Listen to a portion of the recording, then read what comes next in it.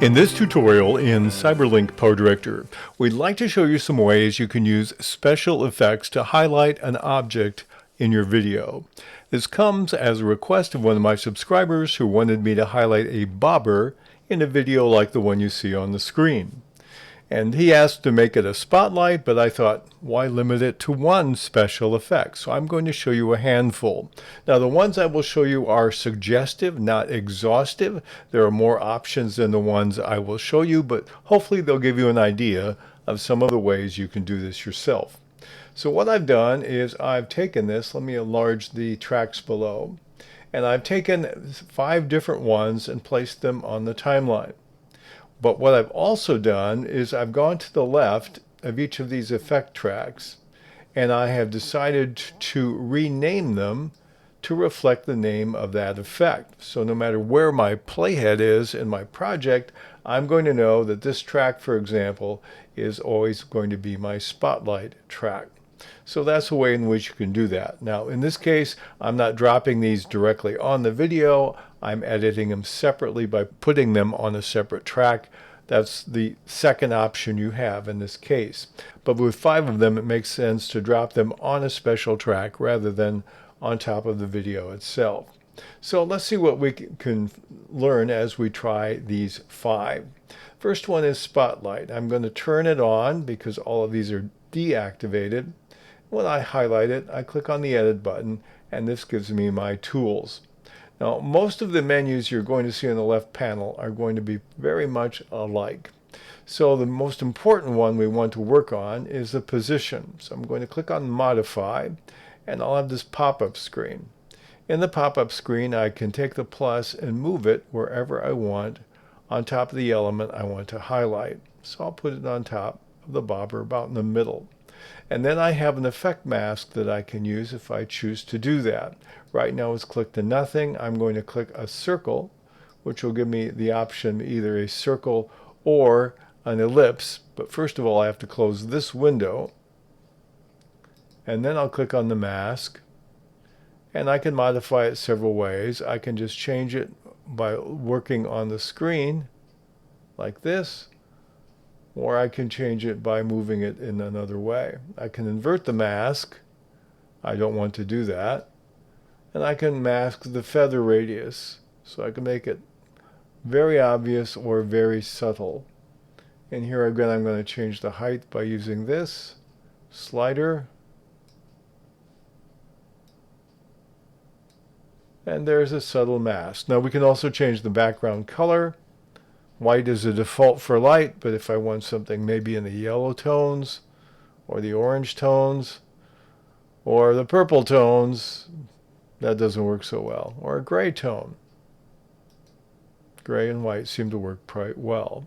So if I want to use these, now I've made a subtle impression on that element inside the video. It stands out just a little bit more, and so my focus can be there. So that's the spotlight. Let's try another one. I'll turn that off and turn on my black light. Now the black light's very interesting. So we have it turned on. We're going to edit it. Now you notice what the black light does is it has light radiate from the place where you're highlighting, and it tends to distort things around it because the light is flowing out from that. Again, we have a very important position that we can use about where we want that light to be. We'll focus on the bobber, click on OK, and we can modify the color again. We can change the strength of it and the degree, and we can get some very interesting or strange results. I'll keep the degree a little bit low here and the strength down a bit so it's not quite so unexpected. But there again, we've added a little bit. We can use an effect mask, or we can go without one. If I click on the ellipse again, there you notice these are in focus. There's no impact. If I click it this way, now it's impacting everything. So in this case, I'd probably leave the effect mask off. So that's the second one. Let's look at another one. The third one I've activated is the glow option. Again, you see slightly more simplified options with your glow. If I take the slider and move it to the right, you're going to see the impact of the glow. And then we can change the blur radius on this one. So everything is blurred. In this case, I'd probably use a mask. So let's take a circular mask and turn that on. And then we can use our mouse to change the height and the width.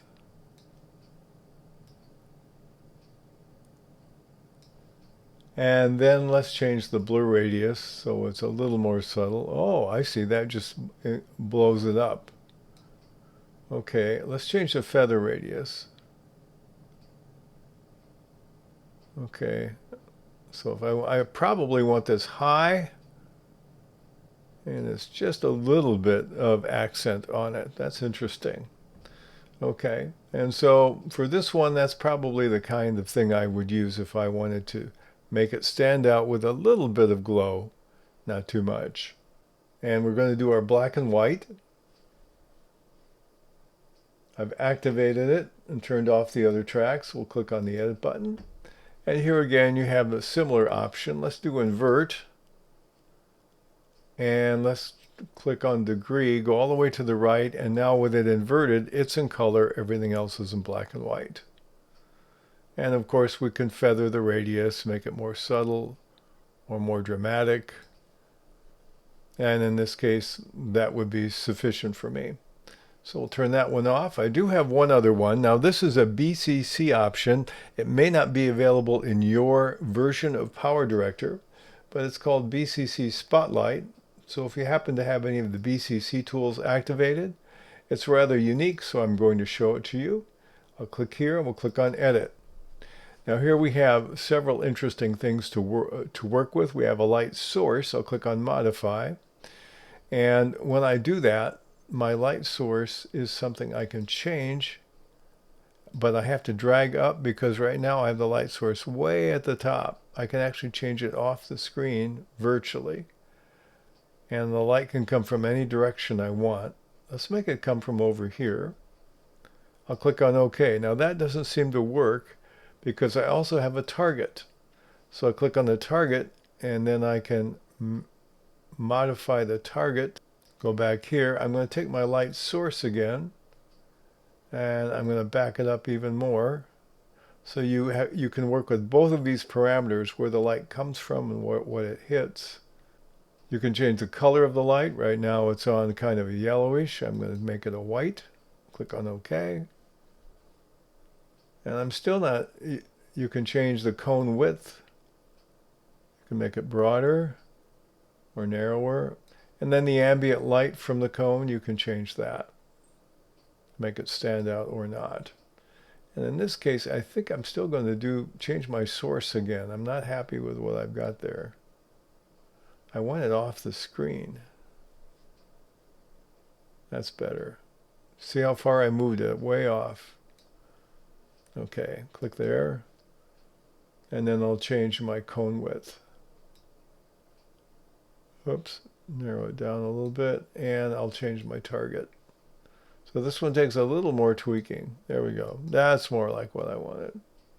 And then I can just change the intensity. I can make it a little less intense. So that's an example. And if we play it, we're going to see that it's highlighted. But those are some simple examples of some of the ways in which you can use special effects to highlight something in your videos. Experiment with these and many of the other special effects available to you in CyberLink PowerDirector.